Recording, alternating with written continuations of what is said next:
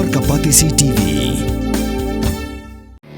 Kabul, kamasin kabalas nakarpang kabakhamskem, khamstet, khamklan, batbaduna bam umpnya.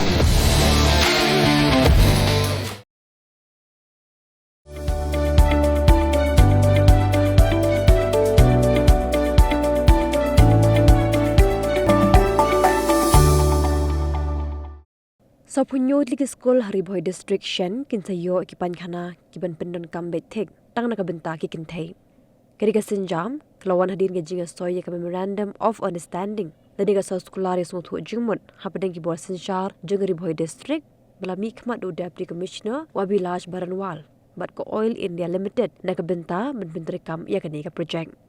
Deputy Commissioner Abilash Baranwal ulayat ho baka diga jiminjur banchina yakini ki sapunyotli Païnkhana kalong hadir ke jingwan yo kejat jo menteri ke sarkar pedeng ubakmi ikatran petroleum and natural gas Hadip Singh Puri Ribhoi District.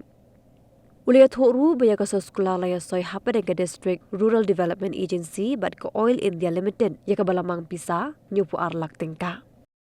We'll write to them for releasing the first installment, and thereafter the construction work will start.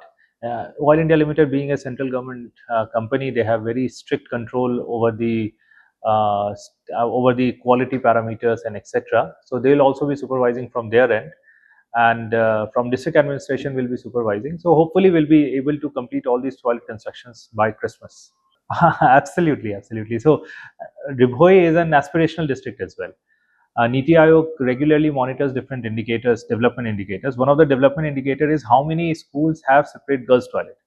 And we always used to, feel sorry for the schools which do not have separate girls' toilet. And fortunately, now that we have signed this MOU, hopefully every school will be covered through this. It was signed today by district administration, primarily DRDA, with Oil India Limited, which is a public sector undertaking in the field of oil and gas exploration.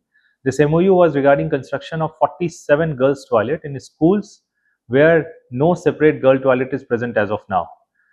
This MOU was signed based on our request to Honorable Union Minister of Ministry of Petroleum and Natural Gas, Shri Hadip Singh Puri sir, when he had visited Ribhoi. So we placed request that 47 schools are there which do not have a separate girls' toilet. He immediately directed Oil India Limited, and through that, today we are signing an MOU today.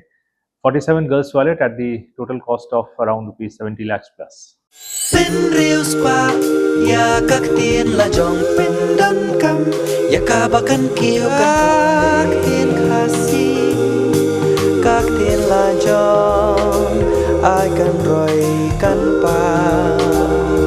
Buon kia keren halor ka environment, ka saudong sauput saukuan, ya ka badai ban penek pensa ya ka jingjangam.